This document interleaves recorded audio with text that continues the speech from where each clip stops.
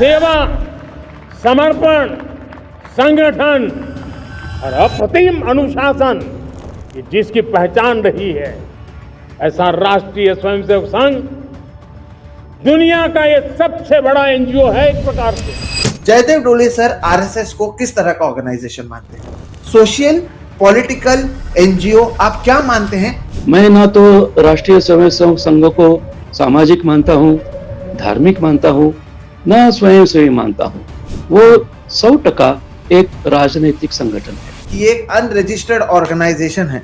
तो मोहन भागवत को पूछा गया कि आप अनरजिस्टर्ड ऑर्गेनाइजेशन है, क्यों आप अनरजिस्टर्ड ऑर्गेनाइजेशन है? आरएसएस ने अपने आप को रजिस्टर क्यों नहीं किया? अब आप 100 साल भी मना रहे हैं, ऊपर से आप रजिस्टर्ड भी नहीं है। तो उनका कहना था, You know, Sangha started in 1925. So, do you expect us to register with the British government? Against whom? Our Sarsanga Jalak was fighting at that time. Mohan Bhagwat ने असत्य वार्ता की है, क्योंकि उस वक्त जो भी संगठन खड़ा होता था, या वो शिक्षा से जुड़ा, आरोग्य से जुड़ा या धर्म से जुड़ा, उसे तो अंग्रेजों के ऑफिस में रजिस्ट्रेशन करना ही पड़ता था। ऐसी हिम्मत क्यों नहीं थी कि रजिस्टर करे? क्योंकि कांग्रेस भी रजिस्टर्ड पार्टी थी। उनके तो सार्वजनिक अधिवेशन होते थे 1925 तक, तो 40 साल हो चुके थे कांग्रेस को, और वो पूरे देश में अनेक शहरों में, अनेक गांवों में अधिवेशन ले रही थी। डॉक्टर भागवत कहते हैं कि हम अंग्रेजों के खिलाफ थे तो रजिस्टर क्यों करें? अगर यही उनका वक्तव्य है तो वो सरासर झूठ है, क्योंकि एक भी सबूत नहीं मिलता जिन्हों संगठन आरएसएस ने अंग्रेजों के खिलाफ कुछ किया हो। आरएसएस का हमारे देश के जो स्वतंत्रता की लड़ाई थी उसमें कितना बड़ा योगदान था भी या नहीं था? और ये जो बात मैंने कही, या ये जो मैं कह रहा हूँ कि इनके एक आदमी ने भी शहीद नहीं की, ये बात आप सही मानते हैं? तो केशव बलिराम हेडगेवार कांग्रेस के सदस्य थे। उन्होंने 1-2 सत्याग्रह भी किए थे। सत्याग्रह की विचारधारा के विपरीत उन्होंने सत्याग्रह का इस्तेमाल इसलिए किया कि जेल में जाके जितने भी कांग्रेस कार्यकर्ता हैं उनका मन आरएसएस के बारे में पलटे, यानी आरएसएस का प्रचार जेल में जाकर करें। हमारी अड़चन यह है कि एक भी स्वयंसेवक ने या आरएसएस के कार्यकर्ता ने आत्मकथा नहीं लिखी, आत्मचरित्र कभी लिखा नहीं। इनका संगठन माफिया जैसा क्यों लगता है? आज जितने भी कांग्रेस के बड़े बड़े नेता हम मानते हैं जो चुन के आते हैं, वो कभी आरएसएस के खिलाफ बोलते नहीं। सिर्फ राहुल गांधी ही क्यों बोलता है? क्योंकि वे सारे के सारे कांग्रेस के जो नेता हैं, जो अनेक सालों से चुन के आते हैं, उन्होंने हमेशा आरएसएस का समर्थन ले लिया। आरएसएस का मेंबर होना या अलिखित मेंबर होना यानी भ्रष्टाचार के खिलाफ बात करना नहीं है, जाति व्यवस्था के खिलाफ बात करना नहीं है, अस्पृश्यता के बारे में बात करना नहीं है। प्रधानमंत्री की मुंह से 2047 का जो हमेशा वारंवार उल्लेख हमें सुनाई देता है, उसका मतलब यह है कि 47 तक कांग्रेस की, समाजवादियों की, साम्यवादियों की, गांधीवादियों की और जो जितने भी शहीद, क्रांतिकारक, समाज सुधारक इस देश को खड़ा करके चले गए, उनकी पूरी की पूरी नामो निशान उनका मिटाकर सादा पूरा का पूरा हिंदू राष्ट्र या विजनशाही या महाजनशाही के दिशा में उनकी प्रगति दिख रही है। दोस्तों नमस्कार, और आप सभी का एक नए एपिसोड में बहुत बहुत स्वागत है। मैं हूं सोहित मिश्रा। दोस्तों, अगर 2025 की बात करें तो आपने कई चीजें या एक ऐसे संघ के बारे में बार बार कई सारे लोगों को बात करते हुए सुना होगा, वो है राष्ट्रीय स्वयंसेवक संघ, आरएसएस, जिसे 2025 में 100 साल पूरे हो चुके हैं। 1925 में आरएसएस की शुरुआत की गई थी और 2025 में अब इस संघ को भारत में 100 साल पूरे हो चुके हैं। अब आपके स्क्रीन पर एक तस्वीर आपको दिखाई दे रही है। यह तस्वीर है दिल्ली के झंडेवाला में स्थित केशव कुंज की। देखने में एक चमचमाती होटल की तरह दिख रही है तस्वीर। दिल्ली में आरएसएस की हेडक्वार्टर है, जो एक मल्टी स्टोरेड होटल की तरह दिखाई दे रही है। अब इसके बारे में जो जानकारी हमें मिल पाई है वो ये है कि ये इमारत को बनाने के लिए लगभग 150 से 200 करोड़ रुपए खर्च हुए हैं और ये 5 लाख स्क्वायर फीट के इलाके में ये इमारत मौजूद है, जहां पर 3 टावर मौजूद हैं, ऑडिटोरियम मौजूद है, लाइब्रेरी मौजूद है, हॉस्पिटल मौजूद है और तो और टेम्पल यानी एक मंदिर भी वहां पर मौजूद है। और ये राष्ट्रीय स्वयंसेवक संघ का दिल्ली हेडक्वार्टर है। अब आरएसएस के लोग कहते हैं कि वो उन्होंने इस इमारत को गुरु दक्षिणा के जरिए बनाया हुआ है। साथ ही साथ आपको ये यहां पर समझने की जरूरत है कि वो गुरु दक्षिणा इस शब्द का इस्तेमाल इसलिए करते हैं क्योंकि राष्ट्रीय स्वयंसेवक संघ आरएसएस एक अनरजिस्टर्ड ऑर्गेनाइजेशन है, यानी ये कहीं पर भी भारतीय कानून के अंतर्गत आने वाले जो रजिस्ट्रेशन होते हैं उसके अंतर्गत नहीं आती है। और तो और 15 अगस्त को देश के प्रधानमंत्री नरेंद्र मोदी ने इसे दुनिया का सबसे बड़ा एनजीओ कहा था।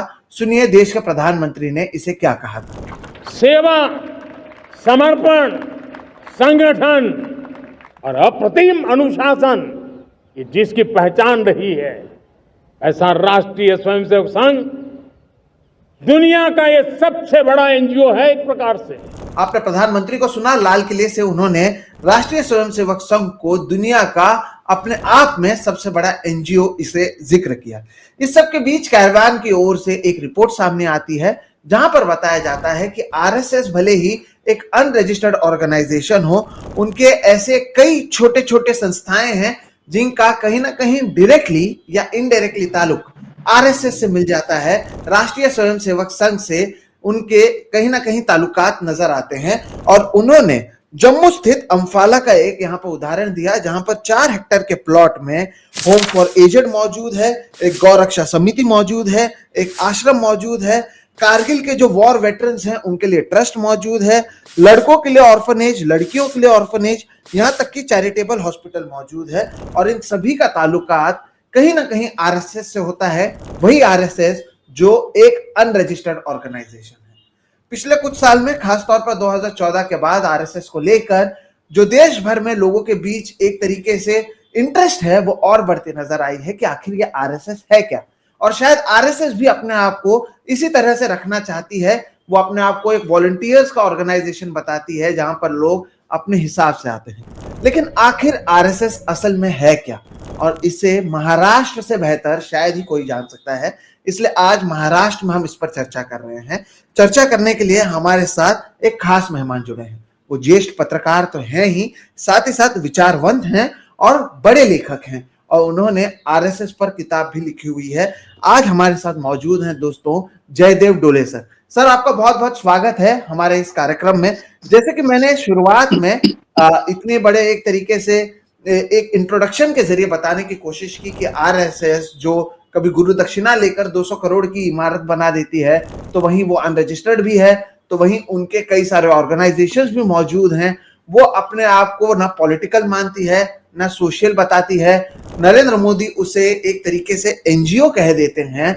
आपने क्योंकि आरएसएस पर किताब लिखी है, मैं आपसे जो पहला सवाल है वो यही पूछना चाहूंगा, फिर हम आगे बात करेंगे आरएसएस कैसे बड़ी हुई, उनको लेकर आपने कई सारी बातें कही हैं जो बहुत इंटरेस्टिंग है, और इसलिए मैं हिंदी में ये तमाम बातों को लेकर आना चाहता था। जयदेव डोले सर आरएसएस को किस तरह का ऑर्गेनाइजेशन मानते हैं? सोशल, पॉलिटिकल, एनजीओ, आप क्या मानते हैं? इससे हम शुरुआत करें, और क्यों आप इसे मानते हैं इससे हम शुरुआत करें, फिर हम इस पूरी चर्चा को आगे ले जाएंगे। सर जो संस्थापक थे डॉक्टर केशव बलिराम हेडगेवार, उन्होंने ये संगठन किस लिए स्थापन कर दिया, इसका कोई लिखित पुरावा या लिखित कोई साहित्य रखा ही नहीं है, सबूत रखा ही नहीं है। यह शायद उनकी भावना होगी कि हम जो करने जा रहे हैं वो बिल्कुल गुप्त तरह रहना चाहिए, क्योंकि अगर उन्होंने अपने उद्दिष्ट अगर सार्वजनिक किए तो शायद सबको पता चलेगा कि उनके मन में क्या है। इसीलिए हम सब लोग या आरएसएस पे लिखने वाले लोग सिर्फ अपने तर्क आगे ला सकते हैं कि आरएसएस की स्थापना किस वजह से हुई। डॉक्टर केशव बलिराम हेडगेवार ने तो कुछ लिखा ही नहीं, पीछे कुछ छोड़ा ही नहीं, ना वो डायरी लिखते थे ना वो किताब लिखते थे, वो सिर्फ भाषण करते थे और उनके भाषणों का भी सबूत कहीं पे नहीं है। तो हमारा तर्क ये हो सकता है कि उन्होंने हिंदू राष्ट्र स्थापना की एक महत्वाकांक्षा रखी थी। हिंदू राष्ट्र स्थापना के लिए उन्होंने एक व्याख्या लोगों के सामने रख दी थी कि ये हमारा संगठन सांस्कृतिक राष्ट्रवाद के लिए खड़ा हुआ है। हम अगर अभ्यास करें तो हमें लगता है कि संस्कृति और राष्ट्रवाद ये दोनों राजकीय संज्ञाएं हैं। संस्कृति किसी वर्ण वर्चस्व की एक उत्पत्ति होती है या वर्ग वर्चस्व की उत्पत्ति होती है, या जो राज्यकर्ता वर्ग है या जो अथवा सत्ताधारी वर्ग है उसका जो रहन सहन चाल चलन भाषा भूषा होती है वो संस्कृति होती है। पूरे इतिहास का हम ध्यान रखें तो आप सारे विश्व में जो भी वर्चस्ववादी होते हैं उनकी संस्कृति तैयार होती है। और राष्ट्रवाद तो जैसे जैसे राष्ट्र की उत्पत्ति होते चले गई, सब फिलोसोफर्स ने आइडियोलॉज ने राष्ट्रवाद एक सामने रखा। तो ये दोनों संज्ञाएं पूरी की पूरी राजनीति से प्रेरित हुए। इसलिए मैं ना तो राष्ट्रीय स्वयंसेवक संघ को सामाजिक मानता हूं, धार्मिक मानता हूं, ना स्वयंसेवी मानता हूं। वो 100% एक राजनीतिक संगठन है। अच्छा, तो ये बहुत महत्वपूर्ण बात है दर्शकों, जैसे कि बताया गया कि जब इसे बनाया भी गया था तो इसके उद्देश्य को लेकर कहीं पर कुछ कहा नहीं गया। लेकिन सर अब मैं आपको बता दूं कि हाल ही में जब बेंगलोर में इसे लेकर आरएसएस की ओर से एक इवेंट आप कह सकते हैं उसका ऑर्गेनाइज किया गया था, और ये जो मैंने आपके सामने बात रखी कि ये एक अनरजिस्टर्ड ऑर्गेनाइजेशन है, तो मोहन भागवत को पूछा गया कि आप अनरजिस्टर्ड ऑर्गेनाइजेशन है, क्यों आप अनरजिस्टर्ड ऑर्गेनाइजेशन है, आरएसएस ने अपने आप को रजिस्टर क्यों नहीं किया, अब आप 100 साल भी मना रहे हैं, ऊपर से आप रजिस्टर्ड भी नहीं है। तो उनका कहना था, और यहाँ पर जो मैंने देखा और लिखा भी है, जो उनके भाषण है वो हम लोगों को दिखाते हैं, लेकिन संक्षेप में सर उन्होंने ये कहा कि उस समय हम कहां पर रजिस्टर करते, क्या हम अंग्रेजों की तरफ रजिस्टर करते, हमारे लोग तो अंग्रेजों के खिलाफ लड़ रहे थे। मोहन भागवत के इस बयान को आप सुनिए। You know, Sangha started in 1925. So, do you expect us to register with the British government? Against whom our Sarsanga Chalak was fighting at that time? तो सर जैसे कि मैंने यहाँ पर दर्शकों को दिखाया, मोहन भागवत वहां पर कह रहे थे कि हम तो वहां पर लड़ रहे थे इसलिए हमने रजिस्टर नहीं किया। क्या ये बात में सच्चाई है? आपने क्योंकि आरएसएस पर किताब भी लिखी है, क्या इन्होंने, अब उससे हम शुरुआत करते हैं क्योंकि ये कह रहे हैं कि इन्होंने इसलिए रजिस्टर नहीं किया क्योंकि अंग्रेजों के खिलाफ लड़ रहे थे और उनके लिए कहां पर रजिस्ट्रेशन करें। क्या आरएसएस वाकई अंग्रेजों के खिलाफ लड़ने के लिए इसकी शुरुआत की गई थी, नंबर 1, और क्या वाकई आरएसएस के जो कार्यकर्ता थे वो अंग्रेजों के खिलाफ लड़ रहे थे? जी नहीं, मोहन भागवत ने असत्य वार्ता की है, क्योंकि उस वक्त जो भी संगठन खड़ा होता था, या वो शिक्षा से जुड़ा, आरोग्य से जुड़ा या धर्म से जुड़ा, उसे तो अंग्रेजों के ऑफिस में रजिस्ट्रेशन करना ही पड़ता था। हम अखबार, हमारा इतिहास बड़ा पुराना अच्छा है पत्रकारों का, तो सारे पत्रकार जो अंग्रेजों के खिलाफ थे उनको भी रजिस्ट्रेशन करना अनिवार्य था।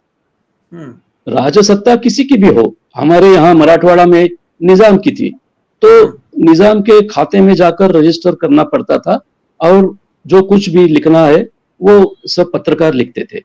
तो सारे के सारे व्यवहार, सार्वजनिक व्यवहार अगर अंग्रेजों के खाते में जाकर, कार्यालय में जाकर रजिस्टर करवाने पड़ते थे, तो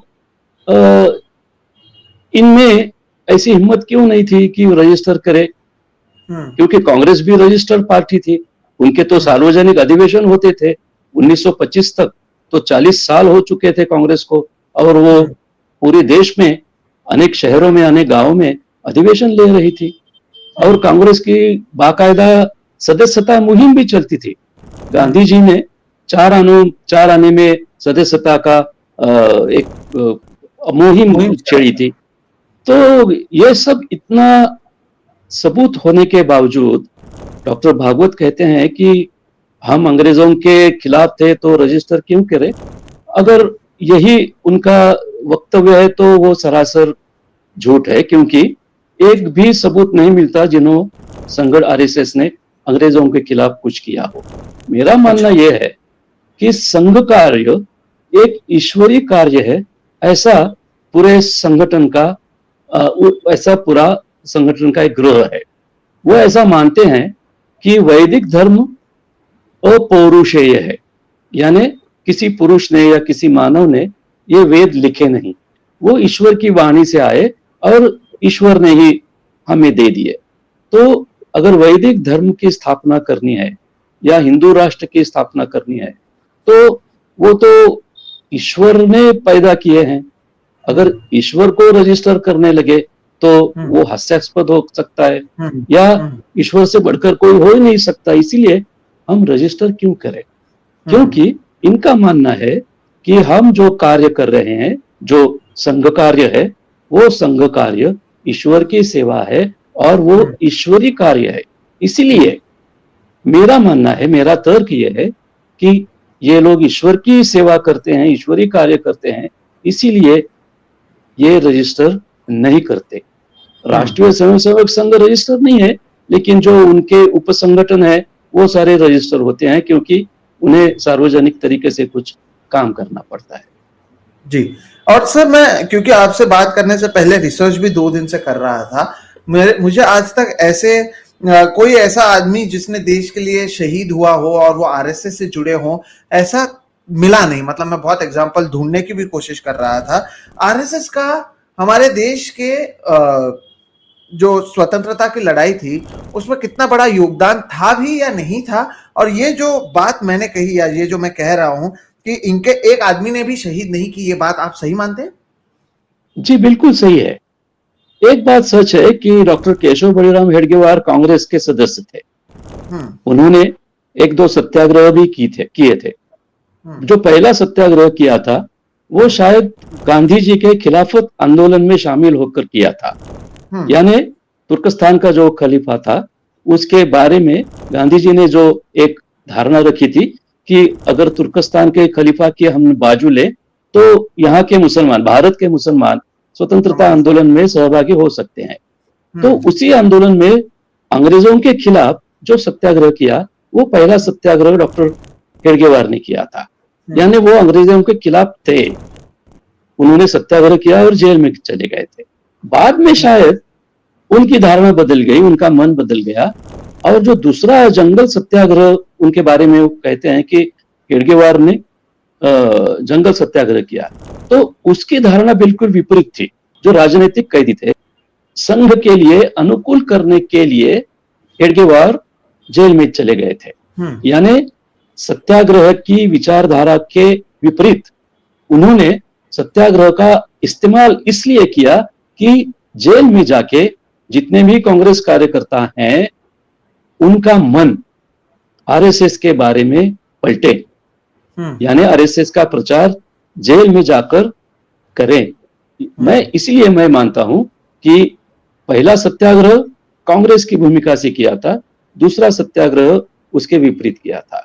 इसलिए वो एक राजनयिक ही रहे और वो संगठन बिल्कुल आंखों में धूल झोंकने का काम करता है।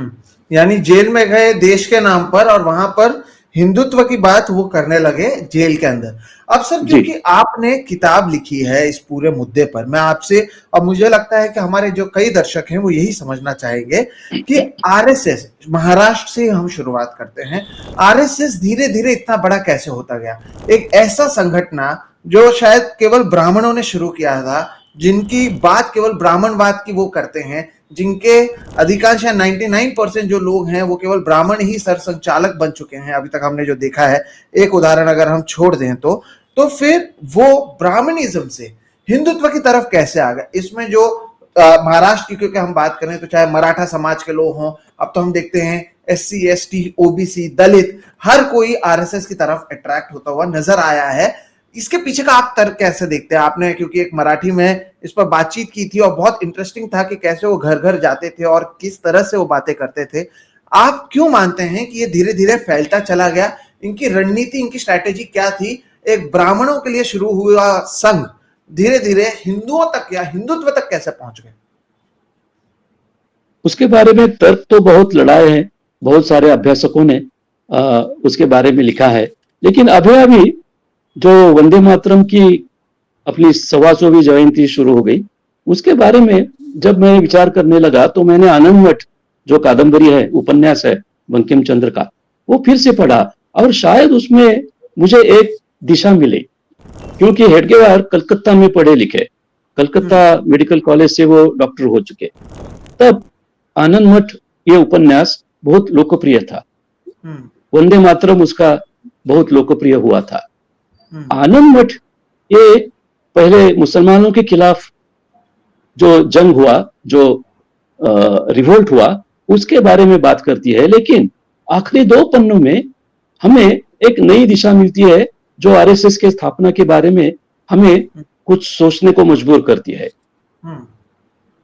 जो स्वामी सत्यानंद नाम का एक पात्र है जो आखिर में जिंदा रहता है, तो उसके जो गुरु हैं, चिकित्सक महापुरुष कहते हैं उनसे, वो और उनमें एक बात होती है। सत्यानंद कहता है कि हमने तो मुसलमानों का राज उद्ध्वस्त कर दिया, अब हमें अंग्रेजों के खिलाफ लड़ना है और हिंदू राष्ट्र की स्थापना करनी है। तो वो चिकित्सक महापुरुष हैं, वो कहते हैं कि नहीं, अभी मुसलमानों का राज ध्वस्त हो चुका है, लेकिन अगर हिंदू राष्ट्र की स्थापना करनी है तो अंग्रेजों के साथ रहना होगा, क्योंकि बहुत सारी हिंदू जनता अल्प शिक्षित है, अज्ञानी है, अंधश्रद्धा है, तो अंग्रेजों से हाथ मिलकर हम उनकी शिक्षा ज्ञात करें, हम उनसे ज्ञान प्राप्त करें और बाद में हमको हिंदुओं को सक्षम करें, बाद में हम सोच सकते हैं। तो सत्यानंद कहता है कि हम तो अंग्रेजों के शत्रु हैं, तो वो चिकित्सक कहते हैं कि नहीं, अब अंग्रेज शत्रु नहीं है, वो हमारे मित्र हैं, और तुमने जो जंग की तब तक वो बनिया थे, अब वो राजकीय होने वाले हैं, राजसत्ता में है, इसीलिए राजसत्ता हमेशा प्रभावशाली होती है, तो इस राजसत्ता से हाथ मिलाकर तुम लोगों ने जितना ज्ञान प्राप्त करना है वो प्राप्त करे और बाद में हिंदू राष्ट्र की सोचे। तो ये लाइन मुझे आनंद मठ उपन्यास फिर से 2 बारा या 3 बारा पढ़ने के बाद ये सूझी कि शायद हेडगेवार कलकत्ता में रहते वक्त यही सोचते थे कि अंग्रेजों से आप लड़े बिना, उनसे दोस्ती करके ही हम ज्ञान प्राप्त कर सकते हैं, क्योंकि वो खुद डॉक्टर थे, वो कि ब्रिटिश मेडिकल कॉलेज में थे, और माधव सदाशिव गोलवलकर जो दूसरे सरसंघ चालक थे वो एमएससी ज़ूलॉजी थे, वो तो बनारस में पढ़े थे। तो ये दोनों उच्च शिक्षित युवा ब्रिटिशों से ज्ञान लिए, ब्रिटिशों का साथ लेके हिंदू राष्ट्र की स्थापना करना चाहते हैं, इसीलिए ना उन्होंने रजिस्ट्रेशन किया, ना उन्होंने अंग्रेजों के खिलाफ, ब्रिटिशों के खिलाफ कुछ लड़ाई की या आंदोलन किए, ना मुसलमानों के खिलाफ, और सिर्फ मुसलमानों के खिलाफ ही लड़ते चले गए, क्योंकि उनका जो उद्देश्य था वो हिंदू राष्ट्र की स्थापना था। तो इसीलिए मेरा मानना है कि अंग्रेजों का वो साथ ही निभाते चले गए, और जैसा आनंद मठ उपन्यास कहता है कि हमेशा सत्ता के साथ चलने से ही नफा होता है, सत्ता के खिलाफ चले गए तो नुकसान होता, इसीलिए आप अंग्रेजों के साथ जाइए, उनका जो भी ज्ञान और जो भी लड़ाई की या प्रशासन की या राजनीति की जितनी भी धारणाएं हैं वो प्राप्त करें और बाद में हिंदू राष्ट्र की स्थापना की तरफ चले। आज 2025 में जब संघ के 100 साल पूरे हैं, तो ये विचारधारा मुझे सही लगती है कि उन्होंने कभी भी अंग्रेजों के खिलाफ कुछ नहीं किया, मुसलमान होते हुए भी हमारे मराठवाड़ा में निजाम शाही के खिलाफ कुछ नहीं किया, बाकी जो जितने भी छोटे छोटे राजे रजवाड़े थे 350-400 तक, उनके खिलाफ कुछ नहीं किया, क्योंकि वो गुपचुप तरह से जितने भी सत्ताधारी थे उनके साथ, और जो सत्ताधारी वर्ण वर्चस्व था यानी ब्राह्मणों की हुकूमत जिस क्षेत्रों में थी, महाराष्ट्र में या पूरे देश में, उनके साथ वो चले गए। और एक जैसे अभिजन शाही कह सकते हैं या महाजन शाही कह सकते हैं, या जो प्रस्थापित व्यवस्था होती है, वो प्रस्थापितों के हाथ में ही हाथ मिला के बढ़ते चले गए और आज यहाँ तक आए कि हिंदू राष्ट्र का उनका सपना ऑलमोस्ट पूरा होते दिखाई देता है। लेकिन क्योंकि सर ये एक तरीके से ब्राह्मणों की संघ थी, तो इन्होंने दूसरे दूसरे जात के लोगों को कैसे साथ में लाया? ये आप क्या देखते हैं कि ग्राउंड लेवल पर कैसे, अगर मराठाओं के घर जाते थे या फिर दलितों के घर जाते थे, तो किस तरह से बातें करते थे? ऐसा क्या किया कि धीरे धीरे लोग जुड़ते गए, और क्यों धीरे धीरे लोग इनसे जुड़ते गए? उसके लिए इन्होंने क्या किया? जैसे प्लेग्राउंड पर जाकर खेलने से लेकर उससे शुरुआत करते हैं, या फिर एक जो इंग्लिश में कहावत है catch them when they are young, तो बड़े पैमाने पर बच्चों को ये अपने साथ लाते हैं। आप क्या मानते हैं कि कैसे इन्होंने धीरे धीरे लोगों के घरों तक ये कैसे घुसे, और 100 साल बाद हम देख रहे हैं कि ये सत्ता से लेकर जब प्रधानमंत्री लाल किले से बात करते हैं इतने बड़े बन चुके हैं, किस तरह से इन्होंने एक एक कर घरों में परकोलेट किया? देखिए, ब्राह्मणों का जो चरित्र है वो विद्वान, अभ्यस्त, संशोधक, ईमानदार, निष्ठावान ऐसी है।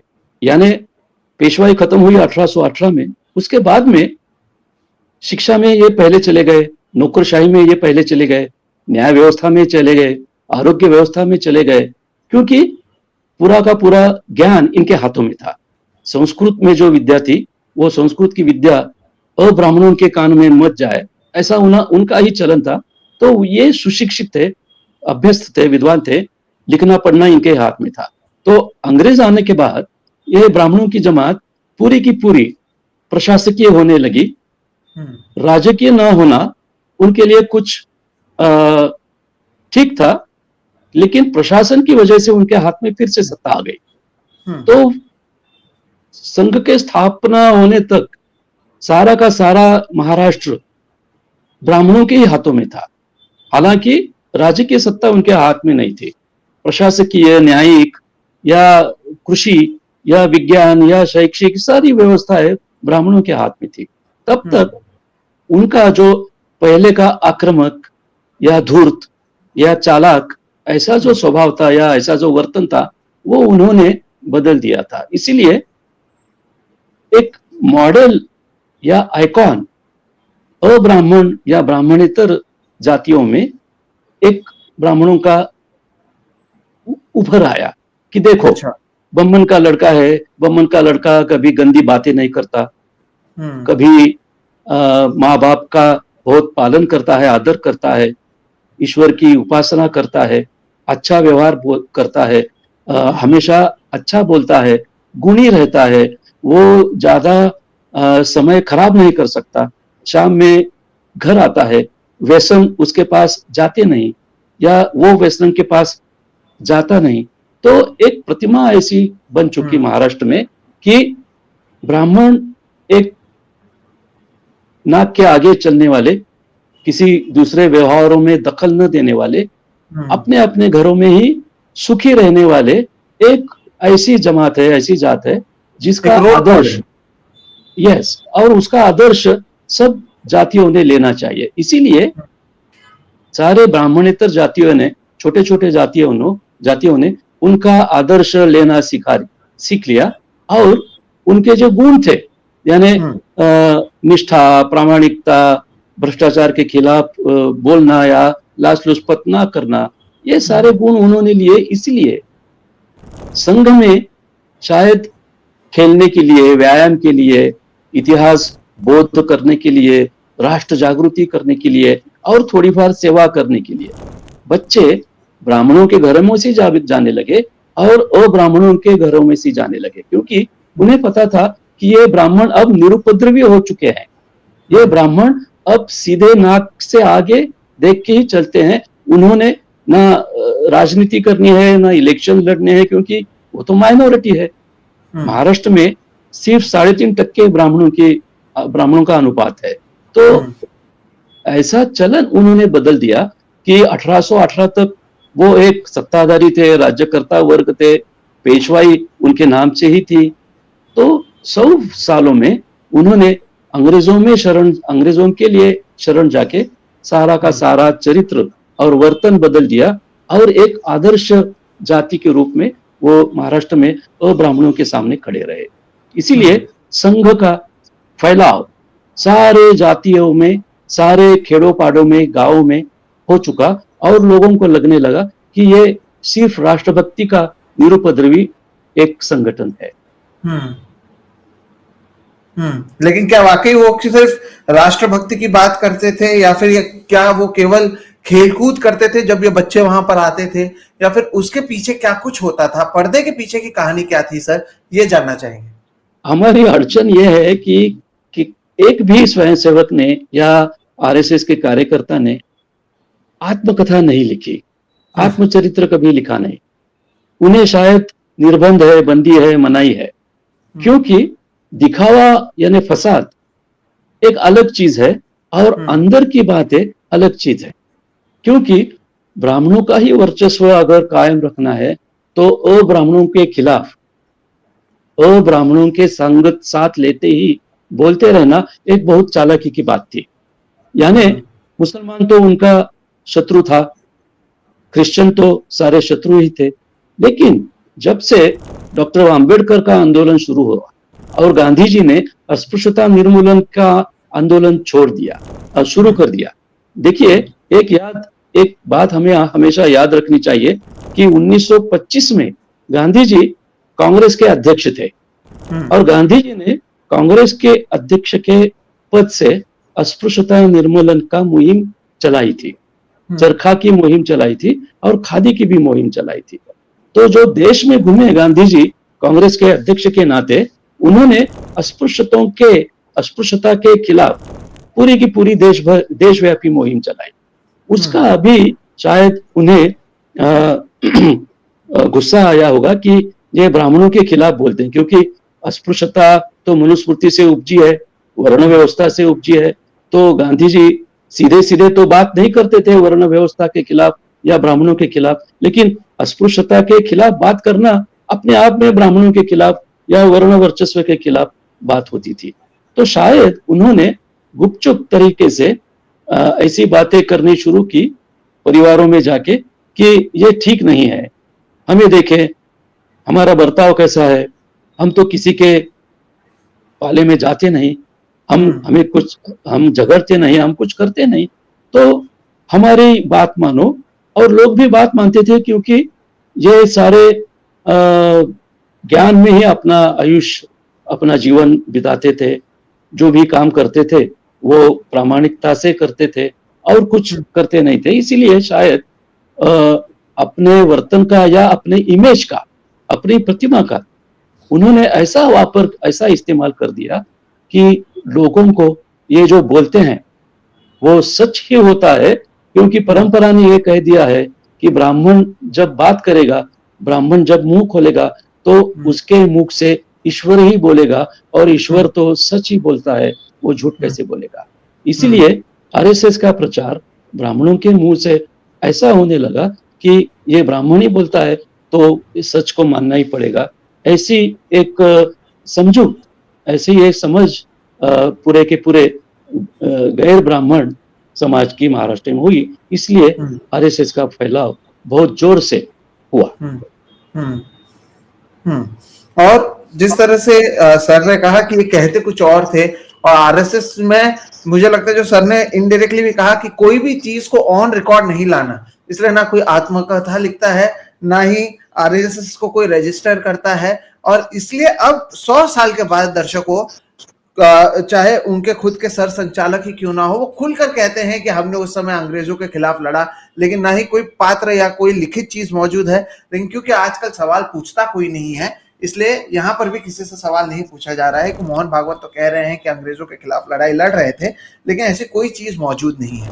और इसलिए सर ने पहले ही कहा कि वो इसे एक सामाजिक संगठन से ज्यादा एक राजनीतिक संगठन मानते हैं, क्योंकि वो यहाँ पर राजनीति कर रहे थे। और जैसे कि उन्हें पता था कि अगर उनके दुश्मन क्रिश्चियन और मुसलमान हैं और वो ब्राह्मणों को वापस लाना चाहते, या जो ब्राह्मणवाद शब्द है, ब्राह्मणवाद को वापस लाना चाहते हैं, तो सभी लोगों को साथ लेकर चलना होगा। वो कहीं ना कहीं उन्होंने करने की कोशिश की, और 100 साल बाद हम देखते हैं कि हर जगह पर वो नजर आते हैं। सर, क्योंकि आपने कहा कि ये कहते कुछ और थे, करते कुछ और थे, आपका जो मैं एक मराठी इंटरव्यू देख रहा था, आपने कहा कि जो अभी हम 2025 में फेक न्यूज की बात करते हैं, फेक न्यूज तो आरएसएस आजादी के पहले से ही करते आया है। यानी फेक न्यूज की भी शुरुआत तब से हुई थी, चाहे वो गांधी हो, पटेल हो, उनके खिलाफ भी आरएसएस की ओर से की जाती थी। अगर इस पर आप रोशनी डालें सर। आरएसएस को शायद पहले से ही मालूम था कि एक अतिरेकी, अतिवादी, आक्रामक, धूर्त और घातकी संगठन भारतीय समाज मन में शायद जगह प्राप्त नहीं कर सकेगा, क्योंकि जैसे तिलक हो, योगी अरविंद घोष हो, या उनके आसपास के जो भी क्रांतिकारक थे, वो एक ऐसा माहौल बना चुके थे जो अंग्रेजों के खिलाफ था, लेकिन किसी धर्म के खिलाफ नहीं था। अंग्रेजों के साथ मिशनरी आए, उन्होंने बहुत कन्वर्शन किया। आदिवासी इलाके, गरीब इलाके, दलित इलाके पूरे के पूरे कन्वर्ट होने लगे, या बहुत सारे कन्वर्ट होने लगे।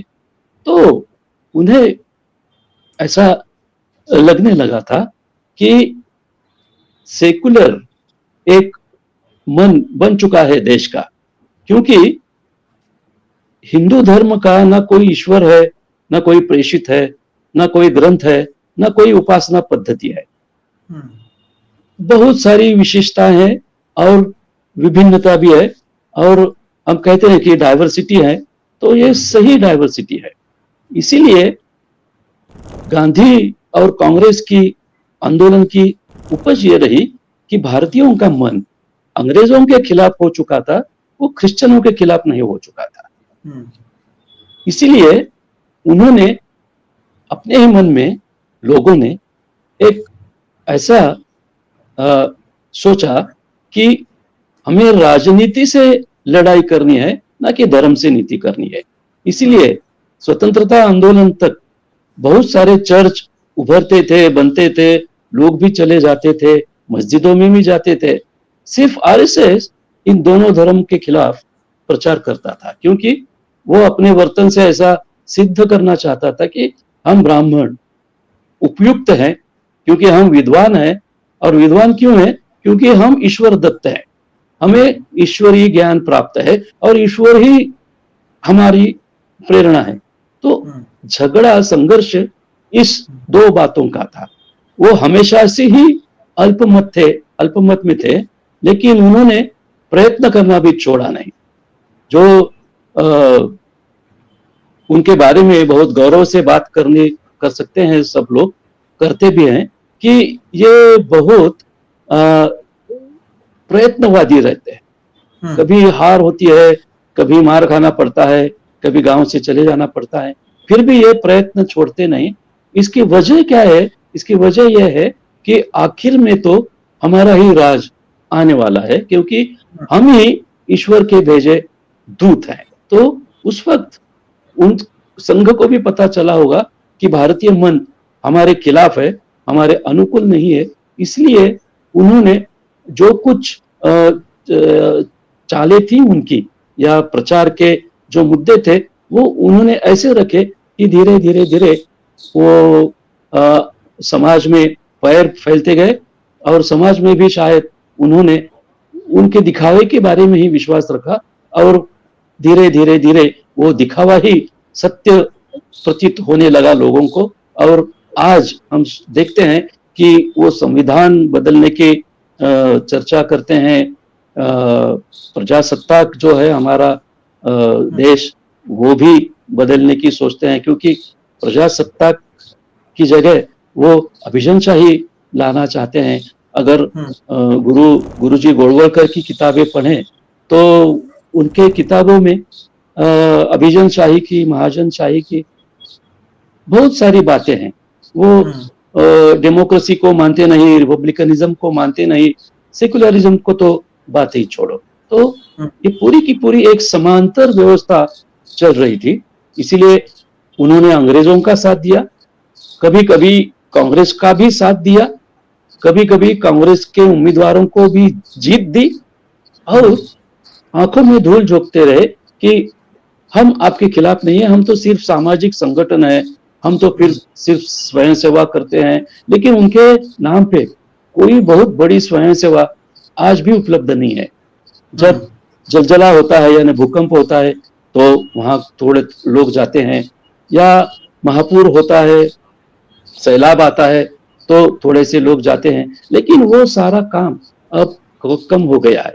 इतना बड़ा कोविड का आघात पूरे देश ने झेला, तो कोविड के काल में या कोरोना के खिलाफ आरएसएस ने क्या किया? सही बात। शायद धारावी के झोपड़पट्टी में शायद कैमरे के लिए उन्होंने कुछ तो सेवाएं बहाल की, बाकी किसी ने कुछ किया नहीं। आज भी आरएसएस ये नहीं बोलता कि हमने कोविड में या कोरोना के खिलाफ इतना काम कर दिया। तो मुझे लगता है कि ये आंखों में धूल झोंकने वाला ही संगठन। लेकिन क्या वो गांधी और पटेल को लेकर आजादी के समय भी फेक न्यूज फैला रहे थे, या फिर लोगों के बीच में एक तरीके से मिसगाइड कर रहे थे या गलत खबरें चला रहे थे? क्या ये प्रचलन उस समय से शुरू था? जी बिल्कुल, मैंने एक बड़ा लेख लिखा है, उसमें गांधी जी हमेशा तकरार करते थे कि अरे मैं तो ठीक हूँ, मेरी तबीयत ठीक है, मैं और वल्लभ भाई किसी हिल स्टेशन जा रहे हैं आराम करने के लिए, लेकिन हमने तो ऐसा तय नहीं किया, हमारी तबीयत ठीक है। तो पूरा 45 के बाद जो एक माहौल दिल्ली में था, तो ये सारे के सारे संगठन वो आरएसएस से न जुड़े हों लेकिन हिंदुत्ववादी हो सकते हैं या हिंदू महासभा के हो सकते हैं, उनके हाथ में अखबारों की बहुत बड़ी संख्या थी। उसमें से वो हमेशा ऐसे गांधी जी के खिलाफ, कांग्रेस के खिलाफ, पटेल के खिलाफ, नेहरू के खिलाफ ऐसे समाचार छापते थे, प्रसिद्ध करते थे कि खुद गांधी भी अचंभित होते थे कि बाप रे ये क्या होने लगा है देश में।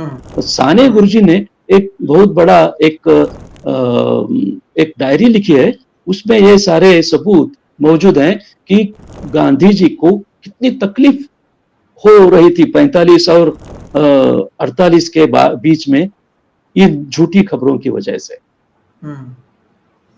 तो ये झूठ फैला देते थे जैसे कि महात्मा गांधी अब आजादी के बीच में कहीं तो छुट्टी मनाने जा रहे हैं दर्शकों, लेकिन जबकि ऐसा कुछ होता नहीं था। और जैसे कि सर लगातार एक तरीके से बताते भी जा रहे हैं कि इनका कोई लेटेंट रिकॉर्ड नहीं होता है, ये कोई ऐसी चीज नहीं रखते हैं जिसकी वजह से इन तक पहुंचा जाए। इसकी शुरुआत तो सर मुझे लगता है जब महात्मा गांधी को मारा गया, उसके बाद गोडसे को अपने आप से अलग करना हो, तब से लेकर अब तक इसी तरह से चीजें चलती आई हैं। और इसके बावजूद जब हम देखते हैं अब कि ये पेपर पर कहीं रजिस्टर्ड नहीं है, लेकिन इसके बावजूद प्रधानमंत्री यहाँ पर जाते हैं, उनके सब मुख्यालय में वो नजर आते हैं, पुलिस की प्रोटेक्शन दी जाती है, जेड सिक्योरिटी तक दी जाती है अगर मोहन भागवत को दी जाए, अगर बात की जाए तो इससे आप क्या देखते हैं, ये किस बेसिस पर दी जा रही है? जबकि ये पल्ला हर किसी से झाड़ लेते हैं, यहाँ तक कि जब भारतीय जनता पार्टी भी कोई गलत काम करे तो आरएसएस बहुत कन्वीनियंटली अपने आप को उनसे अलग दिखाने की कोशिश करते, नहीं हमारा तो कोई डायरेक्ट यहाँ पर लेना देना नहीं है। कभी मोहन भागवत गौ रक्षा या फिर जब गौ के नाम पर, गाय के नाम पर लोगों को मारा जाता है तब वहां पर कहीं पर कुछ कह देते हैं, कभी 75 साल पूरे होने के बावजूद लोग काम कर रहे हैं। तो ये इनकी जो आर्ट है कि अपने आप को साथ में भी रखना लेकिन अलग भी रखना, गोडसे इनका होना लेकिन जब जरूरत पड़े गोडसे को अलग दिखा देना, इसे आप किस तरह से देखते हैं? और इसके बावजूद हर कोई इनके पास जा रहा है, इन्हें जेड सिक्योरिटी दी जा रही है, कोई सवाल नहीं पूछता कि एक अनरजिस्टर्ड ऑर्गेनाइजेशन के अध्यक्ष को आप जेड सिक्योरिटी जनता के पैसे से कैसे दे रहे हैं? लेकिन ये जो आर्ट है, क्या आप मानते हैं कि ये एक अलग तरीके से इन्होंने अपने आप को एस्टेब्लिश किया है कि सबसे दूरी बना सके, इतनी नजदीकी ये सबसे रखते हैं? तो इनके बारे में संशय यही व्यक्त किया जाता है कि इनका संगठन माफिया जैसा क्यों लगता है, क्योंकि डेमोक्रेसी या गणतंत्र में, लोकतंत्र में इनका विश्वास नहीं है। इसलिए इनके जितने भी सार्वजनिक कार्यक्रम होते हैं वो हमें दिखाई देते हैं। बाकी बैठकों में, अधिवेशनों में, कार्यकर्ता प्रशिक्षणों में या और कुछ इनकी कार्यकारिणी की बैठक में पत्रकारों को प्रवेश नहीं होता, क्योंकि ये सारा का सारा कामकाज रहस्य में, गूढ़ में, गुप्तता में करना चाहते हैं। इसकी वजह क्या हो सकती है? जैसे आपने कहा कि ये अनरजिस्टर्ड है। अनरजिस्टर्ड का मतलब है कि मैं अगर सदस्यता लेना चाहता हूं तो मुझे रिसिप्ट फाड़नी होगी, पावती लेनी होगी कि, और दूसरी बात, मुझे शपथ लेनी होगी कि ये संगठन का जो जो उद्देश्य है, ध्येय है, उससे मैं पाबंद रहूंगा, उससे मैं हमेशा के लिए निष्ठा रखूंगा। कांग्रेस हो, कम्युनिस्ट पार्टी हो या बाकी संगठन हो, किसी का भी हम सदस्यता लेने जाते हैं तो हमें रिसिप्ट मिलती है और हमें स्वाक्षरी करनी पड़ती है कि हम इसकी जो ध्येय हैं, उद्दिष्ट हैं, विचार हैं, वो हम पालेंगे, मानेंगे। ये हमेशा संगठन आरएसएस कभी सदस्यता के बारे में खुला रहा ही नहीं, क्योंकि वो हमेशा ही अत्यंत संधि साधु रह चुका है। कांग्रेस ने इसका इस्तेमाल किया, क्यों किया? क्योंकि साम्यवादियों का, समाजवादियों का और जो सच्चे गांधीवादी थे, उनका महत्व बर्खास्त हो, समाप्त हो। आज जितने भी कांग्रेस के बड़े बड़े नेता हम मानते हैं, जो चुन के आते हैं, वो कभी आरएसएस के खिलाफ बोलते नहीं। सिर्फ राहुल गांधी ही क्यों बोलता है? क्योंकि ये सारे के सारे कांग्रेस के जो नेता हैं, जो अनेक सालों से चुन के आते हैं, उन्होंने हमेशा आरएसएस का समर्थन ले लिया, क्योंकि कांग्रेस या उस वृत्ति के पार्टी समाज को कभी भी उनके जो धर्म के बारे में, जाति के बारे में, परंपरा के बारे में जो पालन है, उनके खिलाफ बोलते नहीं। और आरएसएस वही चाहता है कि हमारे खिलाफ कुछ न बोले। हाँ, मुसलमानों के खिलाफ बोल सकते हैं, क्रिश्चियनों के खिलाफ बोल सकते हैं, लेकिन हमारी अंधश्रद्धाओं के बारे में, हमारी गैर समझूती के बारे में कोई बात न करे। इसलिए वो वोट देते चले आ रहे हैं।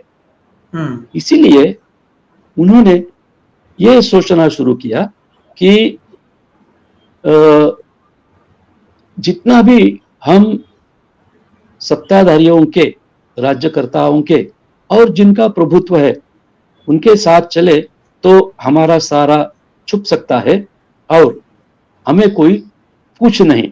क्योंकि आरएसएस का मेंबर होना या अलिखित मेंबर होना यानी भ्रष्टाचार के खिलाफ बात करना नहीं है, जाति व्यवस्था के खिलाफ बात करना नहीं है, अस्पृश्यता के बारे में बात करना नहीं है। इतने बाल विवाह हमारे देश ने देखते भी हैं, उनके खिलाफ कभी आरएसएस ने कदम नहीं उठाए।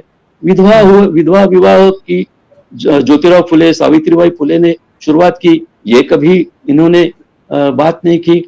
पानी तक, अस्पृश्य लोगों के लिए पानी तक कुएं अलग थे, इनके बारे में इन्होंने कुछ बात नहीं की।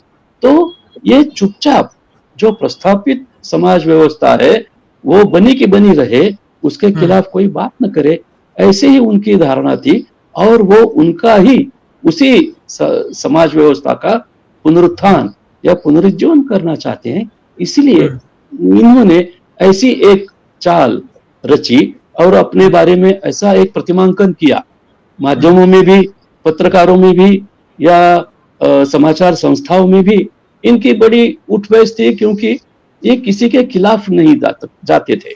और जो भी आदमी उपद्रवी हो वो किसी को अच्छा नहीं लगता, जो निरुपद्रवी हो, जो सबके बारे में अच्छा ही बोलता हो, वो सबको प्रिय होता है। तो ये लोकप्रियता ऐसी इन्होंने हासिल की और अपनी पैठ पूरे देश में बैठा दी।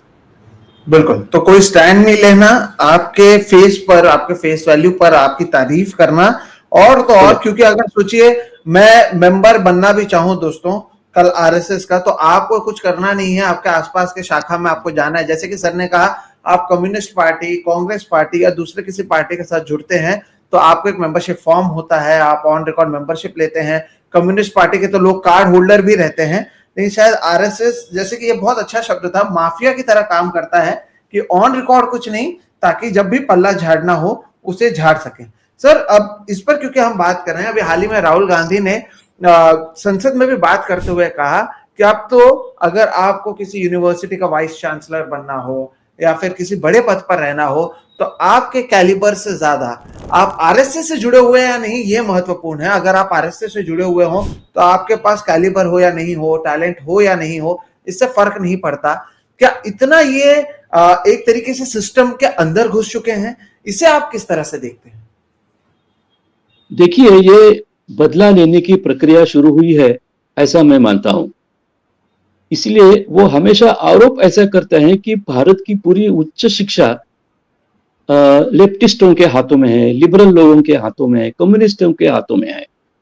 ऐसा बिल्कुल नहीं। मैं 2 विश्वविद्यालयों में प्राध्यापक हो चुका हूं।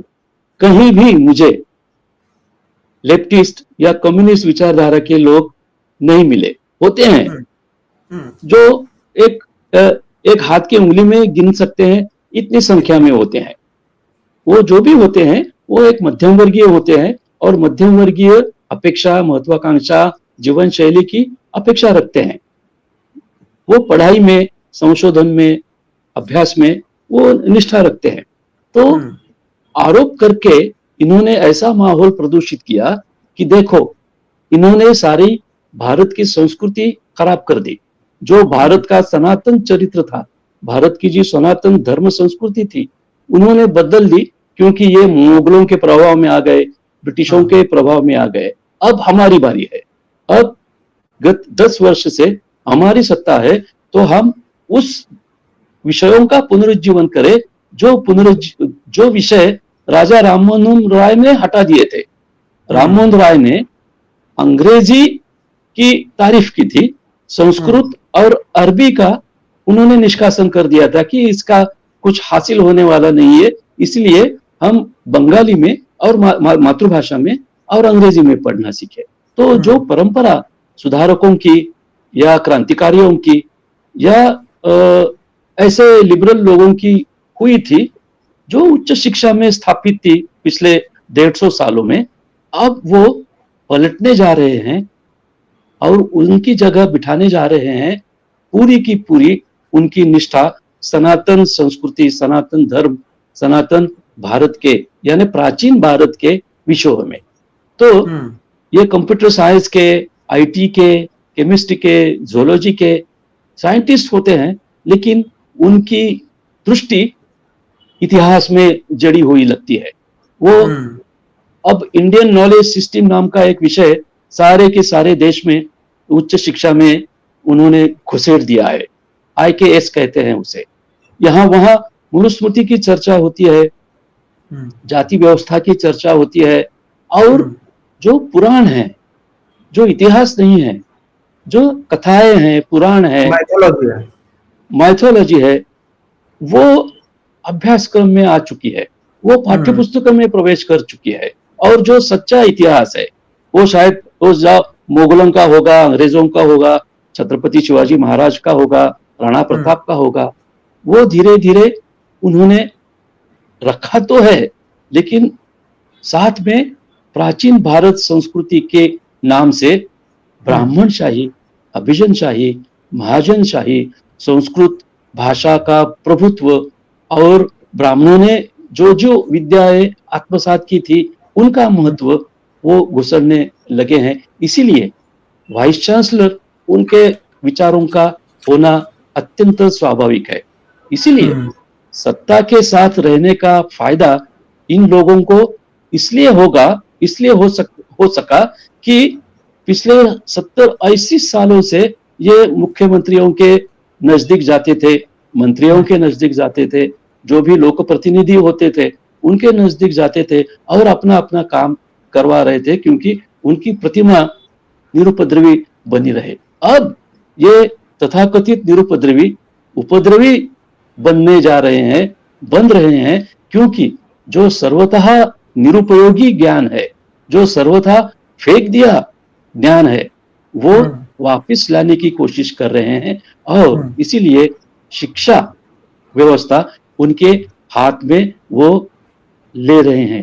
हिटलर का यह मानना था, हिटलर का ही छोड़िए, जितने के जितने तानाशाह रहे हैं, वो हमेशा पहला काम शिक्षा व्यवस्था अपने हाथ में लेने का करते थे, क्योंकि शिक्षा व्यवस्था से ही तानाशाहों की मूल्य व्यवस्था छोटे छोटे बच्चों के सिर में हम और वो डाल सकते थे। इसीलिए संघ ने जो आक्रमण किया है शिक्षा व्यवस्था पे, वो वाइस चांसलर हाथ में पकड़कर और उच्च शिक्षा का पूरा प्रशासन हाथ में लेकर उन्होंने धीरे धीरे धीरे सारा का सारा पुनरुज्जीवनवाद या पुनः प्रस्थापना जो प्राचीन भारत की और सनातन भारत की थी, वो अब दिखाई देनी पड़ती है।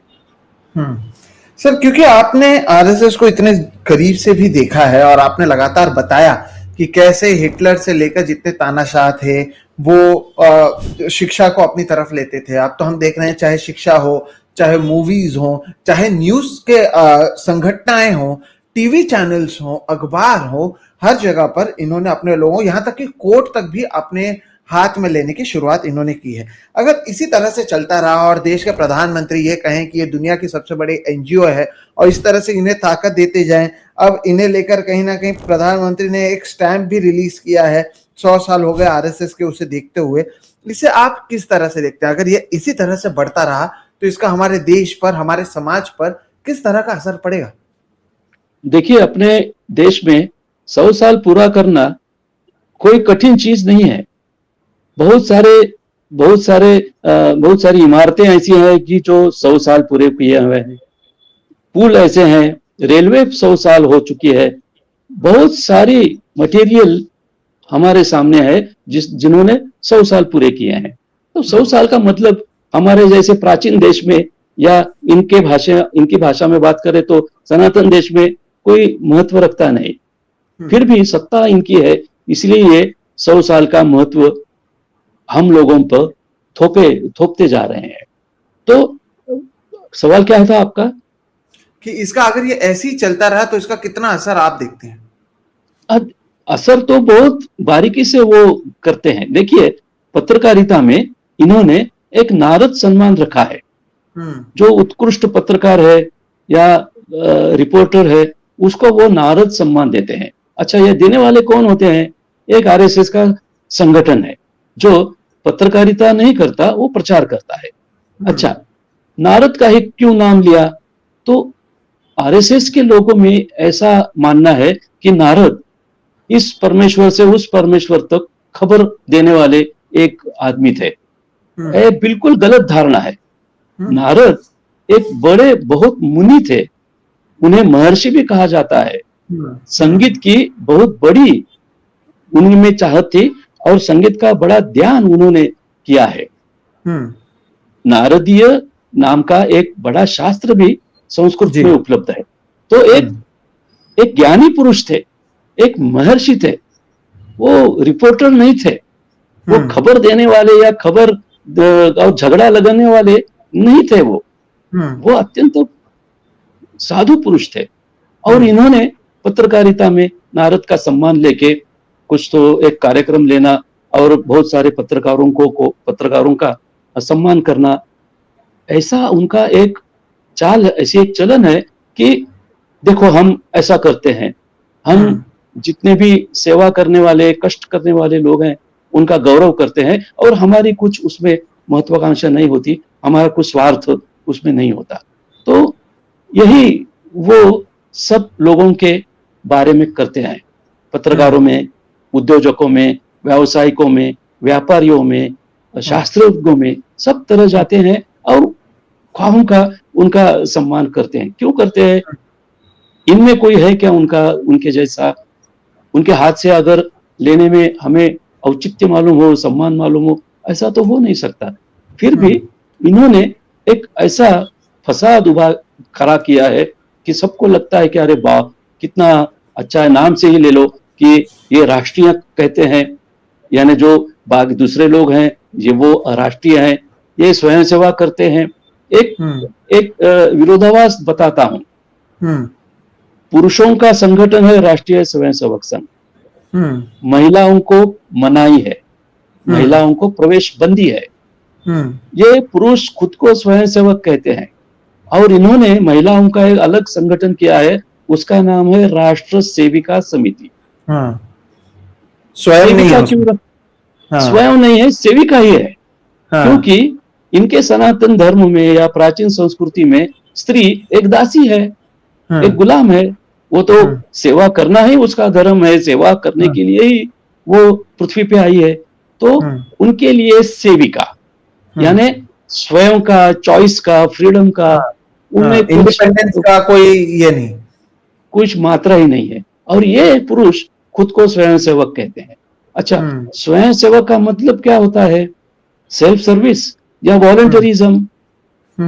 हम जब मॉल में जाते हैं तो सेल्फ सर्विस होती है, यानी वो स्वयं सेवा ही होती है।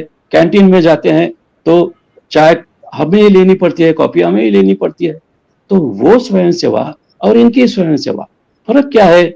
इसका भी उन्होंने किसी पुस्तक में या किसी पुस्तिका में ऐसा करना किया ही नहीं कि कौन सी सेवा अच्छी है, कौन सी सेवा करने से हमें पुण्य मिलेगा, हमारी लोकप्रियता बढ़ेगी, यह भी कुछ उन्होंने कहा नहीं है। हाँ, उनके 42 संगठन है, वो शिक्षा में काम करते हैं, आरोग्य में काम करते हैं, खेती में काम करते हैं, सहकारिता में काम करते हैं, बहुत सारे क्षेत्रों में काम करते हैं। लेकिन स्वयं आरएसएस ये करता है, वो क्यों छुपाते हैं? इसकी तो अभी कोई सुलझन हुई नहीं, और वो करने भी जा नहीं रहे, क्योंकि उनको मालूम है कि अंतिमतः हमें एक ब्राह्मणशाही ही स्थापन करनी है, और उसके लिए जितनी देर तक हम दिखावा जारी रखें तब उनके लिए सुलभ है।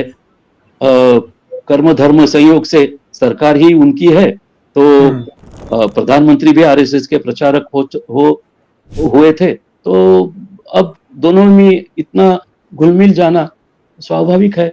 इसलिए उन्होंने अब जितने जल्दी हिंदू राष्ट्र की स्थापना हो सके वो प्रयत्न जारी किए हैं। इसलिए प्रधानमंत्री की मुंह से 2047 का जो हमेशा वारंवार उल्लेख हमें सुनाई देता है, उसका मतलब ही है कि 47 तक कांग्रेस की, समाजवादियों की, साम्यवादियों की, गांधीवादियों की, और जो जितने भी शहीद, क्रांतिकारक, समाज सुधारक इस देश को खड़ा करके चले गए, उनकी पूरी की पूरी नामो निशान उनका मिटाकर सादा पूरा का पूरा हिंदू राष्ट्र या विजनशाही या महाजनशाही के दिशा में उनकी प्रगति दिख रही है। इसलिए ये मेलजोल सत्ता का और उनका मेलजोल हमें बहुत तीव्रता से सब क्षेत्रों में, शिक्षा के क्षेत्रों में से सब क्षेत्रों में दिखाई देने लगा है।